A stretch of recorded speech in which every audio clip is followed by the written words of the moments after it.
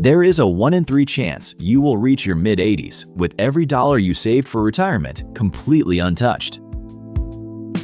And before you call that winning, know this: the retirees living it keep repeating the same 5 words.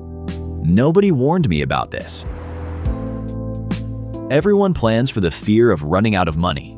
Almost no one plans for what actually happens instead. A typical 65-year-old couple withdraws just over 2% of their savings a year, barely touching what took a lifetime to build. Researchers call it the decumulation paradox. One analysis found retirees with $2.4 million living like they have $400,000. A quarter of retirees with $1 million or more spend less than 3% of it in any given year. And here's the strange part: they don't feel rich. Many feel poorer the day they retire than the day before. Because the paycheck stopped, and with it, the only version of money their brain ever learned to trust.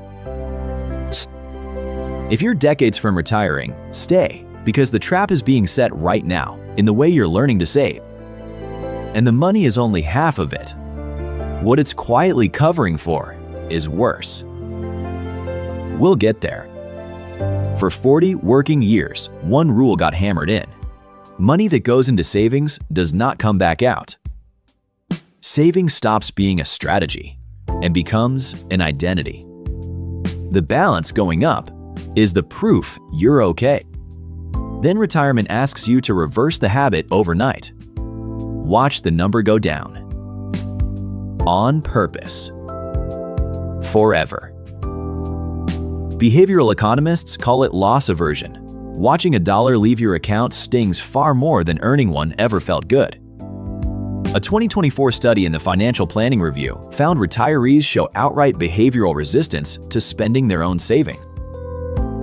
Instead, they live on whatever arrives as income. Social Security, pensions. Nearly 80% of lifetime spending comes from those checks. The savings sit in a mental vault labeled emergencies, and almost nothing ever qualifies as an emergency. Add uncertainty about long-term care costs, and the safest feeling move is always the same one: touch nothing, wait another year. Waiting feels free. It's the most expensive thing a retiree can do. Because of a clock, nobody shows you. Your savings can outlive your ability to use them. For most people, they do exactly that. Financial planners quietly divide retirement into 3 phases: the go-go years, the slow-go years, and the no-go years. The go-go years run from roughly 65 to 75. Health is good, energy is high, the world is open. This is the decade of trips, grandkids, hobbies, the list you kept in a drawer for 30 years. Then the slow-go years, about 75 to 85. The body negotiates, travel shrinks, quiet routines take over. By the no-go years, spending on living mostly stops. What rises instead is spending on healthcare. Plotted on a chart, and retiree spending forms a smile. High early, sagging through the middle, lifted late by medical bills. After 75, most retirees' spending drops by 20 to 30%, not from discipline, but from simply wanting less. Do the math nobody does at the retirement party. The window for the good stuff isn't 30 years, it's 10. Every year spent waiting to feel safe enough is subtracted from the go-go decade, and only ever from that decade. Your money doesn't expire. Your ability to enjoy it does.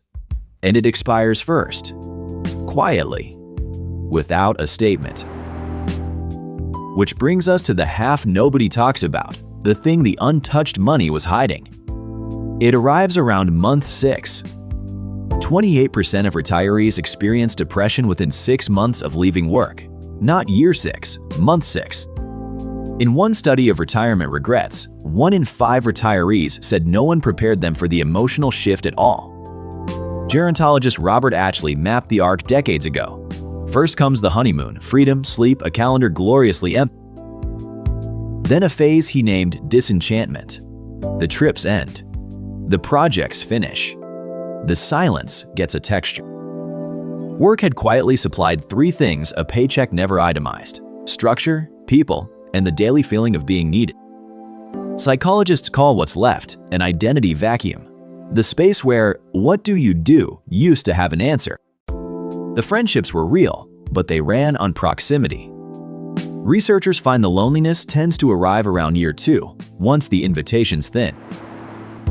So retirees sit on untouched fortunes, feeling anxious, and inside empty calendars feeling useless, the same wound, 2 symptoms. Which raises the real question: what do the people who get this right actually do differently? Start with the money, because the fix is almost embarrassingly mechanical. Retirees will happily spend income, so build yourself income. Turn a slice of savings into an automatic monthly transfer to checking. Same dollars, but now the brain files them as a paycheck. Give the go-go decade its own budget line. Money assigned to this year's living stops feeling like stolen principal. Ashley's map matters here too, because disenchantment isn't the last phase. The next one is called reorientation. Reorientation is where retirees stop mourning the old structure and start building a new one, deliberately, piece by piece. The pattern among those who thrive: they didn't retire from something, they retired to something specific. Structure, people, and being needed all have replacements, a standing commitment, a skill taught, a group that expects you Tuesday. None of it requires wealth. All of it requires admitting the job was doing more than paying you. And notice the 2 fixes are the same fix. Design replaces drift, for the calendar and the portfolio alike. Ashley's last phase is stability, when the new routine finally feels like yours. Most get there. The warned get there faster. Here's what retirement actually teaches. The lesson missing from every brochure: 40 years learning to save, and not 1 hour learning to stop. The skills that build a nest egg, deferral, restraint, always later, are the exact skills that ruin the harvest. Retirement isn't the finish line of that discipline. It's a second discipline with opposite instincts that nobody trains.